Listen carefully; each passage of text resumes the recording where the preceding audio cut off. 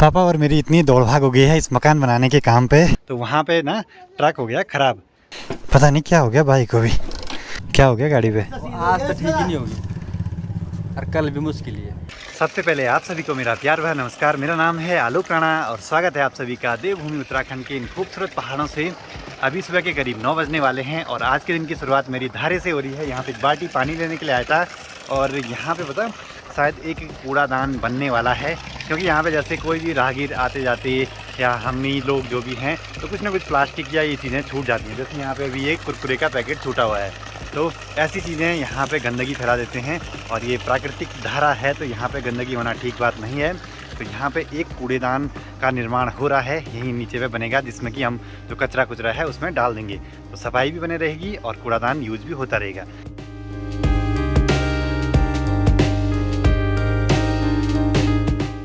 बाकी आज का मौसम बिल्कुल सही है और मिस्त्री को मैंने फ़ोन करा था तो उन्होंने बोला कि आज सामान आने वाला है, तो देखते हैं कब तक सामान यहाँ तक पहुँच पाता है।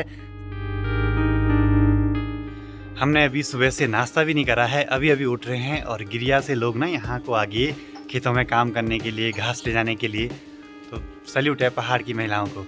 तो अभी माँ को दिखा देते हैं जो आजकल एक गाना वायरल हो रहा है ना।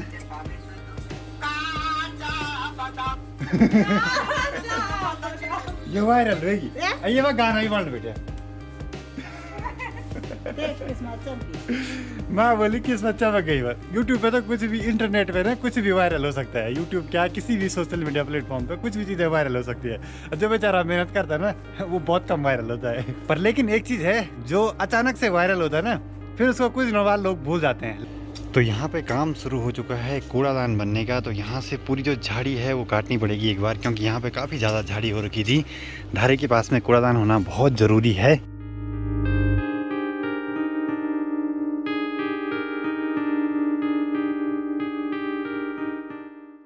और प्लाईवुड के आने से पहले हमको थोड़ा सा जो काम है वो निपटा देना है, फिर उसके बाद हम बिजी हो जाएंगे आज पूरे दिन। घर के ऊपर पे यहाँ पे रोड के हाल देखिए, बहुत ही बुरे हो रखे हैं, इतने बड़े बड़े गड्ढे हैं। ऐसे में तो पता नहीं डंपर वालों के और लोड गाड़ियों के तो पट्टे ऐसे ही टूट जाएंगे। और सोचिए इस रोड का हम टैक्स देते हैं, कैसे चलेगा इंडिया। और यहाँ पे देखिए कैसी जुगाड़ वाली दीवार दे रखी है, सिर्फ ऊपर से सीमेंट डाल दिया, ऐसे थोड़ी चलेगा। वहाँ पे कोई लोड गाड़ी जाएगी तो उसके लिए तो रिस्क है ना वहाँ पे। और आज तो यहाँ से सामने का नज़ारा कुछ अलग ही दिखाई दे रहा है। सो पहाड़ों की चमकू भयंकर, यहाँ से एक दो फोटोज तो होनी ही चाहिए। और दूसरा काम यह है कि हमको यहाँ से 2.5 इंच के जो पीवीसी पाइप हैं उनके एल्बो और सॉकेट ले जाने हैं। जो एल्बो और सॉकेट हम बहुत दिनों से ढूंढ रहे थे, यहाँ कहीं नहीं मिल रहे थे, वो यहीं मनसुना में मिल गए, तो अच्छी बात है। तो कल मौसम ने काफ़ी हद तक हमारा साथ दिया है। जो हमने यहाँ पे सीमेंटिंग करी थी, अब इसको जो ढकाया था हमने उसको हटा देते हैं, जिससे कि ये धूप पे अच्छे से सूख जाएगा।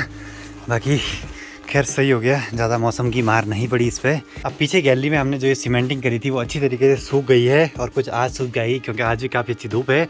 अब आज हमारा काम ये है, जो छत का ही पानी है ना, हमने उस टाइम पे यहाँ पे छेद नहीं रखा था छत पे, ऐसे ही बाहर से करा था। अब ये सोच रहे हैं हम कि छेद ना करें और यहीं से एक एल्बो लगा के इसको दीवार के सहारे यहाँ तक और यहाँ नीचे कर दें।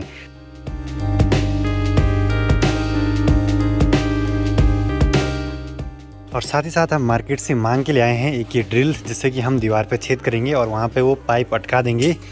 तो ये हमारे पास नहीं थी, अब मुझे भी एक ख़रीदनी पड़ेगी कोई घर के यूज़ के लिए। अभी ड्रिल का काम था और लाइट ही नहीं है, क्योंकि जो ड्रिल हमने ला रखी है जहाँ से, वो प्रोफेशनल हैं, वो लाइट का काम करते हैं, तो उनको चाहिए होगी। तो ऐसे करते हैं कि जब तक लाइट नहीं आती तब तक ये सारा काम निपटा देते हैं, जो भी पाइप की कटिंग कुटिंग करनी है। तो हमारा काम है यहाँ पे, और यहीं ऊपर पे छोटे छोटे बच्चे क्रिकेट खेल रहे हैं, आजकल छुट्टियों का आनंद उठा रहे हैं। तो यही लाइफ के असली मज़े हैं। बाकी हम लगते हैं यहाँ पे काम पे, जल्दी से 2 जगहों पे करना है, एक तो यहाँ पे और एक उस साइड से।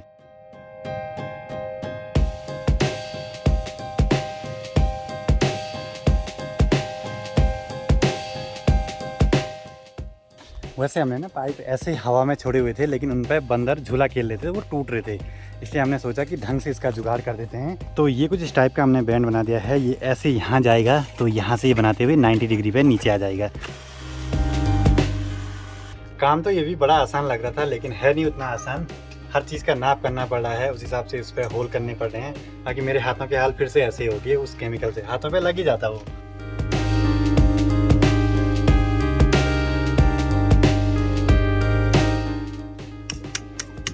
तो फाइनली पूरे आधे दिन की मेहनत के बाद हम ये 2 पाइप लगाने में कामयाब हो पाए हैं। मतलब छत से ऐसे आएगा, फिर ऐसे आएगा, फिर ऐसे आएगा, फिर ऐसे ऐसे करके यहाँ सीधे नीचे आएगा। जो ये क्लैम्प टाइप के है ना, इन्होंने हमारी आफत निकाल दी थी, क्योंकि उनके पीछे जो वेल्डिंग होगा ना वो टूट गया था। ये वाला काम तो निपट चुका है। अब हमें वेट है कि हमें कब ट्रक वाले का फ़ोन आए कि आपका सामान आ चुका है। उससे पहले हाथ पाँव धो लेते हैं, क्योंकि इसमें बहुत केमिकल सा लग गया है। और घर भी चलते हैं, अगर टाइम रहा तो खाना खा के आ जाएंगे। अभी हम निकल तो पड़े हैं घर की ओर, लेकिन मन में एक शंका हो रही है। यहाँ हमने पता करा कि सब्जी वाला ट्रक आया या नहीं, तो कोई बोले हैं आके चला भी गया, क्योंकि सब्जी वाले ट्रक में ही हमारी जो प्लाईवुड है वो आनी थी। तो देखते हैं कहीं कोई दूसरा सब्जी वाला ट्रक होगा तो क्या पता उसमें आ रही होंगी। देखिए जो ताई जी सुबह गई थी ना वहाँ घास के लिए, वो अब जा रही हैं घर को। सोचिए उन्होंने कितना काम करा होगा खेतों में या वहाँ घास काटने का जो भी। अब हम गिर गए थे यहाँ पे, बाल बचे आज। तो यहाँ पे तो सब गिरते रहते हैं भाई, कुछ भी भरोसा नहीं किस टाइम क्या हो जाए। अब घर में पहुँचते ही एक चीज़ होगी, जिससे हमने सामान मंगवाया था वो बोले कि सब्जी के ट्रक में हमने सामान भेज रखा है। और मैंने बताया कि सब्जी का ट्रक पता करो कहाँ पे आया, तो वो बोले कि सब्जी का ट्रक अभी रास्ते में होगा, आ रहा होगा। मैंने कहा कॉल करके पूरे, बोलो उठा नहीं रहे। फिर दोबारा कॉल करी, दोबारा बोले कि ट्रक ख़राब हो गया, किसी ने बताया उनको। अब ट्रक कहाँ पे ख़राब हुआ ये पता नहीं लग रहा है। तो हमने तो डायरेक्ट ट्रक वाले से अभी संपर्क करा। ट्रक वाले ने बोला कि फरस सेवा आश्रम की जो चढ़ाई है ना, तो वहाँ पे ना ट्रक हो गया ख़राब। आप अगर मेरे डेली ब्लॉग्स देखते होंगे तो आपको पता होगा कि हमारा काम एक बार में कभी लगभग सही नहीं होता है। तो अभी हम जा रहे हैं ऊखीमठ उस ट्रक को देखने के लिए कि उसमें सामान कितना आया है, क्या आया है। उस हिसाब से हमको यहाँ से लेबर करनी पड़ेगी घर तक वो सामान पहुँचाने के लिए। पापा और मेरी इतनी दौड़ भाग हो गई है इस मकान बनाने के काम पे कि क्या बोलें। अब जिस दिन काम कंप्लीट होगा उस दिन तो चैन की नींद सोएंगे। और एक तरफ से देखा जाए तो अच्छा हुआ कि आज हमारी जो प्लाईवुड है वो नहीं आई, क्योंकि अभी इस बे टाइम पे आती ना तो फिर दिक्कत हो जाती हमारे लिए ही, क्योंकि ऐसे टाइम पे ऊपर ले जाने के लिए कोई मिलता नहीं। हमने न तो ट्रक के मालिक को फ़ोन करा और न ही जिनसे हमने प्लाई मंगवाई है नहीं उनको, हमने डायरेक्ट करा ट्रक वाले को फ़ोन। अरे बाइक बंद की थी भाई, अरे बाइक भी बंद हो गई हैं।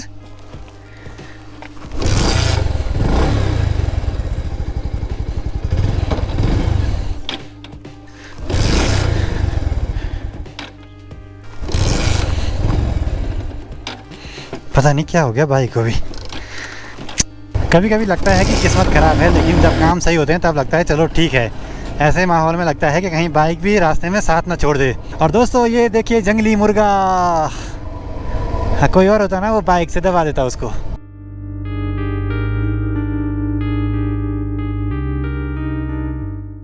क्या हो गया गाड़ी पे? आज तो ठीक ही नहीं होगी और कल भी मुश्किल ही है, क्योंकि इसका गियर बॉक्स उतरेगा फिर जाएगा नीचे बन के आएगा। पिकअप लिया और अपना डाल के यहीं ले से जाओ। लोड करके ले जाता। अब ये सामान तो आ रखा है, वैसे प्लाईवुड हो गया ये सब चीज़ें, लेकिन अब वो बोल रहे हैं कि ट्रक तो 2-3 दिन तक ठीक होगा ही नहीं, तो कुछ तो जुगाड़ करना ही पड़ेगा हमें इसका।